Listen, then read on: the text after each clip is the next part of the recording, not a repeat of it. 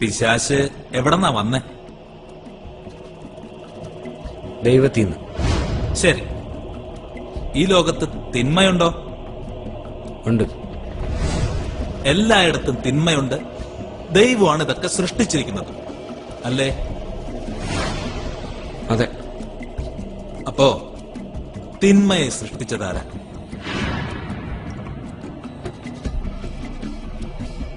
ഈ ലോകത്ത് അസുഖങ്ങൾ, വിദ്വേഷം, അസൂയ ഇതെല്ലാം ഉണ്ട്, ഇല്ലേ? അതിനെയൊക്കെ ആരാ സൃഷ്ടിച്ചേ? ശാസ്ത്രം പറയുന്നു നിങ്ങൾക്ക് 5 ഇന്ദ്രിയങ്ങൾ ഉണ്ടെന്ന്. അതുള്ളത് കൊണ്ടാണല്ലോ നിങ്ങൾക്ക് കാണാനും കേൾക്കാനും ഒക്കെ കഴിയുന്നത്. എന്നാ പറ, താൻ എപ്പോഴെങ്കിലും ദൈവത്തെ കണ്ടിട്ടുണ്ടോ? എപ്പോഴെങ്കിലും ദൈവത്തെ കേട്ടിട്ടുണ്ടോ? ഇല്ല. എപ്പോഴെങ്കിലും തൊട്ടിട്ടുണ്ടോ? മണത്തിട്ടുണ്ടോ? അനുഭവിച്ചിട്ടുണ്ടോ? ഇല്ല സാർ.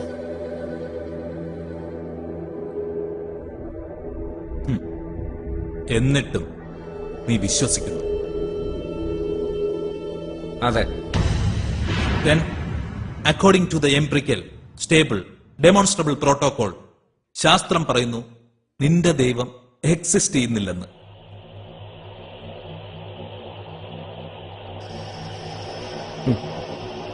ആരെന്നാ പറഞ്ഞാൽ എനിക്ക് എന്റെ വിശ്വാസം മാത്രം മതി സാർ. വിശ്വാസം ശാസ്ത്രം നേരിടുന്ന ഏറ്റവും വലിയ പ്രശ്നം.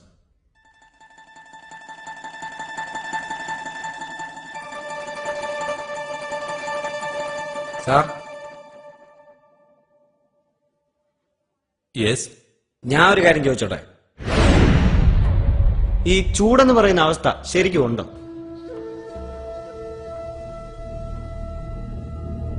തീർച്ചയായും ഉണ്ട്. അപ്പോ തണുപ്പുണ്ടോ? ഉണ്ട്. എന്നാ ഞാൻ പറയുന്നു ഇല്ലെന്ന്. നമുക്ക് ഒരുപാട് ചൂടുണ്ടാക്കാം. Super heat, mega heat, white heat, ഇല്ലേ ചെറിയ ചൂട്, അല്ലെ ചൂടില്ലായ്മ. താപനിലയ്ക്ക് 458 ഡിഗ്രി താഴെ വരെ നമുക്ക് പോകാം. പക്ഷേ അതിന് തണുപ്പെന്നല്ല പറയുന്നത്. തണുപ്പെന്ന വാക്ക് ചൂടില്ലായ്മയെ കാണിക്കാൻ വേണ്ടി മാത്രം ഉപയോഗിക്കുന്നതാണ്. തണുപ്പ് ചൂടിനെതിരല്ല, അത് ചൂടില്ലായ്മയാണ്. ശരി, അന്ധകാരം എന്നൊരവസ്ഥയുണ്ടോ? ഉണ്ട്. സാറിന് വീണ്ടും തെറ്റുപറ്റിയിരിക്കുന്നു. അന്ധകാരം എന്തിന്റെയോ ഇല്ലായ്മയാണ് സൂചിപ്പിക്കുന്നത്.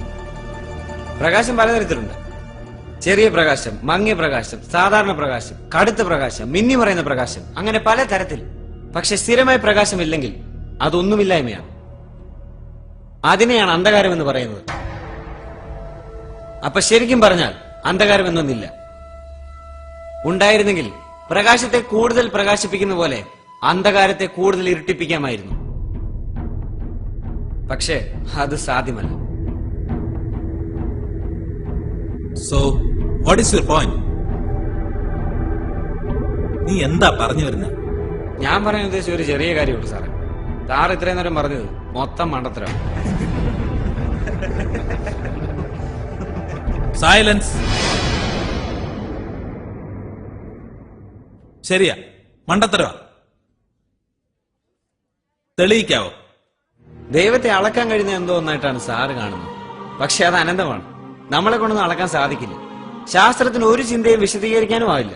സാറ് തന്നെ പറ, സാറ് വിശ്വസിക്കുന്നില്ലേ മനുഷ്യൻ കുരങ്ങിൽ നിന്നോ ഉണ്ടായെന്ന്? Evolution process. സാറിന്റെ സ്വന്തം കണ്ണുകൊണ്ട് ഈ എവല്യൂഷൻ പ്രോസസ് കണ്ടിട്ടുണ്ടോ? ഇപ്പൊ ജീവിച്ചിരിക്കുന്ന ആരെങ്കിലും ഈ എവല്യൂഷൻ പ്രോസസ് കണ്ടിട്ടുണ്ടോ? ഉണ്ടെന്ന് തെളിയിക്കാൻ പറ്റിയിട്ടുണ്ടോ?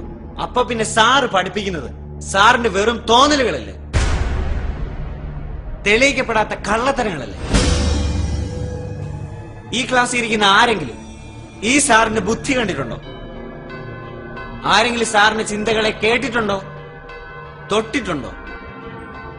ആരുമില്ല. അതുകൊണ്ട് according to the empirical stable demonstrable protocol, സാറിന്റെ ശാസ്ത്രം പറയുന്നു സാറിന് ബുദ്ധിയില്ല, വിവേകവും ഇല്ല. പിന്നെ എന്തിനാ സാറേ സാറോട് പഠിപ്പിക്കുന്നത്?